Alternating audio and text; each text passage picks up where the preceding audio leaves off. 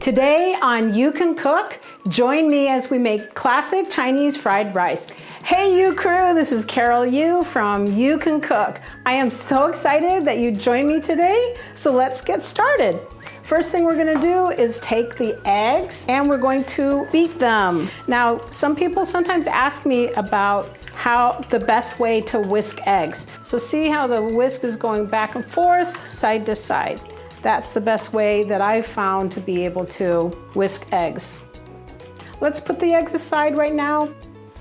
Okay, so I am going to show you now a couple of Chinese cutting techniques. So take a look at these green onions. They're really beautiful. They've got the whites and you've got the green parts.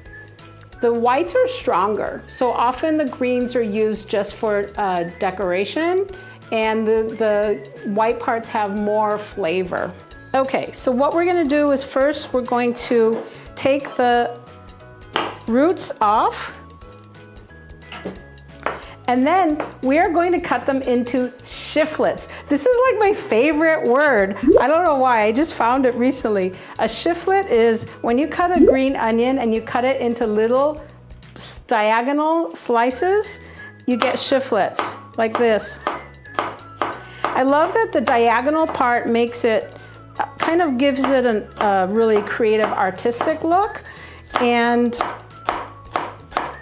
they're really beautiful looking. So there's the whites. Okay, we're gonna put those away into our bowl.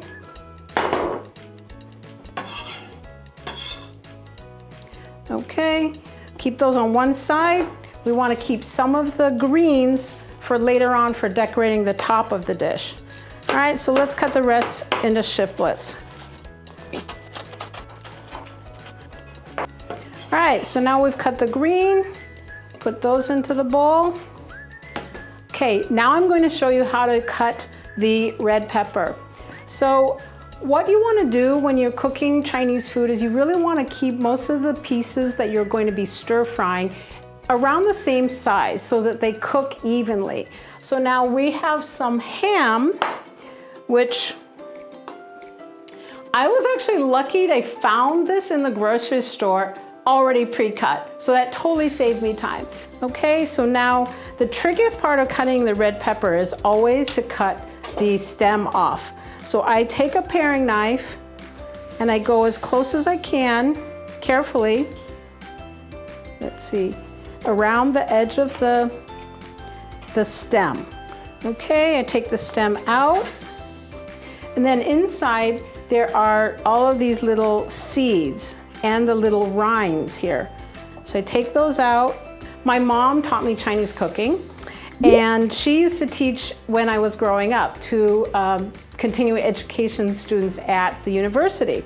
So she always taught me, make sure you put, I can remember in my head her telling me, make sure you put the pieces that are going to be the template in front of you. So Chinese sausage is something that I grew up with. I loved it when my mom made this. It's called lap chang in Cantonese. And you just take it, you can find it at your Asian grocery store. What you do is you steam it for 15 minutes. These have already been steamed. And then you cut them into pieces. Like my mom taught me that almost everything needs to be cut diagonally in Chinese food. I love lap chang, and it reminds me of being a little girl in South Bend, Indiana, with my mom cooking fried rice. So this is the Eureka Spark Plus that I got for cooking on set. So go and check out my other YouTube. I did a YouTube review of this exact piece of equipment. So let's do some cooking now. First, what we're going to do is we're going to put 1 tablespoon of oil into the pan. So add the eggs.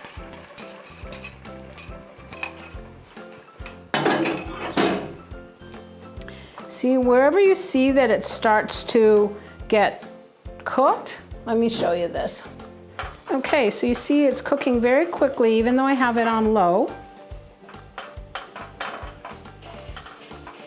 Stir it all around. It's almost dry. You see how there's still some parts that are wet? So you want to leave it like that because we're going to be cooking it a little bit more later. Okay, now we're going to make the rice. So first what you do is you turn the heat on again.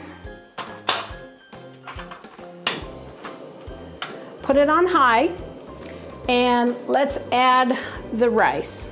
Now I've used cold rice, I've used brown rice also, because Scott and I really like brown rice because it is more healthy, it has more fiber in it. So this is what we're going to be using today for our fried rice. You can use jasmine rice, you can use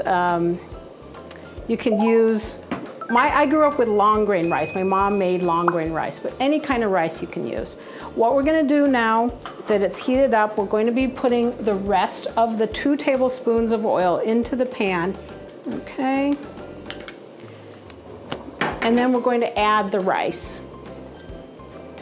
Be careful when it goes in because it's hot. You don't want it to splatter. I wish you guys could smell it. It smells so good. The oil, the eggs, the rice. Okay. So if the rice is cold, it's going to be a little bit lumpy. So you want to just kind of chop it up a bit, make sure that it is spreading out and not staying lumpy. As the rice gets warmer, it will actually not lump together so much. So I spread it out. I turn it so that the rice gets cooked all over, inside and out. This is a great way to use up any kind of leftovers. You can put any kind of vegetables you have, any kinds of meats that are left over. It's a good way if you have leftover rice also to use up at the end of the week. I often do this. I use up all the leftover veggies and meats and things and rice and just put it together. I often will make fried rice just because I love fried rice so much. Okay, we're going to add ham. This is great because this reminds me of my mom so much. We actually use this frozen veggie mix with corn, carrots, peas, and green beans, and she always put this in our fried rice. I love it because it makes it really beautiful. The original recipe that my mom gave me was just peas. So I put peas in also. Because I love red peppers and because they bring another color to make this look like confetti, put the red peppers in too. I told you that this is something special that reminds me of my home and it's comfort food. So I'm gonna put a little bit of this in. Now we're gonna put the eggs in. You wanna put the eggs in when you're almost done. You're going to stir it around and then the uncooked egg will be finished and will cook also. Look at that. It's so pretty, so confetti-like. Like it's really like I don't know, it makes me want to dance because it's like it's a party in there. Woohoo! Yay! I love this. Oh, I wish you could smell it. It smells so good. Okay, so add 2 tablespoons of soy sauce.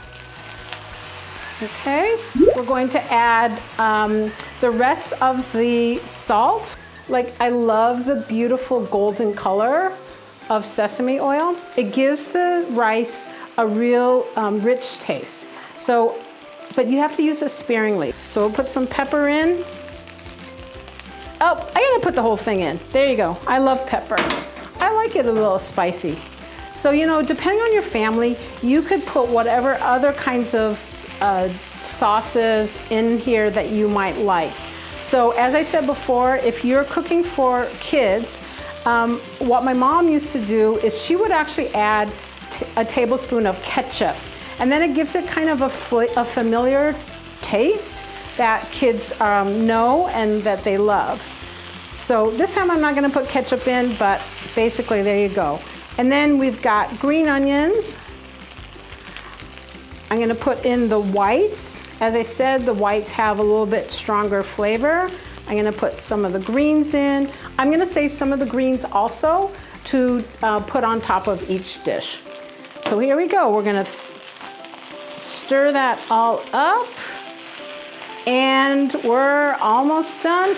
Look how beautiful that looks. I wish you were here and wish you could eat it with me.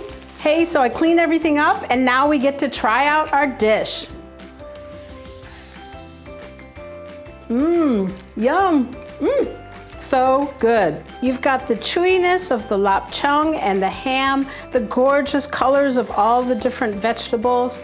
You've got the savory flavor of the sesame oil and the umami of the soy sauce. So delicious. When you make this dish, I would love to see your photos. Make sure you post your pic on Instagram with the hashtag YouCanCook.